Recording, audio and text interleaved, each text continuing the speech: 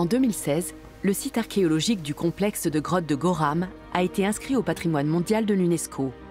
Tant en quantité qu'en qualité, les découvertes faites dans ces grottes ont été essentielles pour comprendre l'histoire des Néandertaliens. En 2012, la découverte d'une gravure extraordinaire a remis en question l'opinion dominante selon laquelle l'homme de Néandertal était une espèce simple et primitive. La particularité de cette gravure est que nous avons pu montrer qu'elle a été réalisée intentionnellement par un Néandertalien. Et c'est à ce jour la seule gravure dont on a pu prouver qu'elle a été réalisée par un homme de Néandertal. Il s'agit bien sûr d'une reproduction 3D que nous avons imprimée. Mais l'original se trouve juste ici, à côté de moi.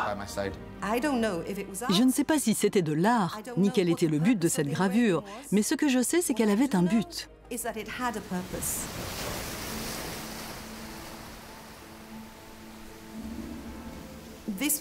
Quelqu'un s'est assis avec l'intention de graver une forme dans cette roche. Il s'est procuré le bon outil, s'est mis à creuser une ligne, puis une deuxième ligne exactement au-dessus de la première. Cela demande de la force, mais aussi une intention, une volonté. Et nous savons que la plus profonde des lignes a nécessité environ 60 coups. Il y a 20 ans, on pensait que les hommes de Néandertal étaient des brutes, qui n'avaient pratiquement aucune compétence.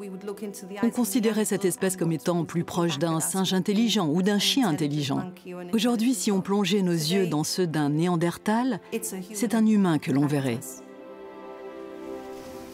Cette idée était encore impensable il y a peu, mais elle a bousculé notre façon de considérer l'homme de Néandertal.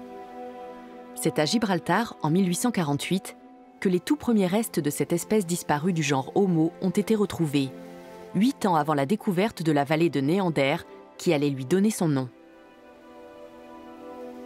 Dès le départ, Néandertal a été considéré comme une espèce inférieure.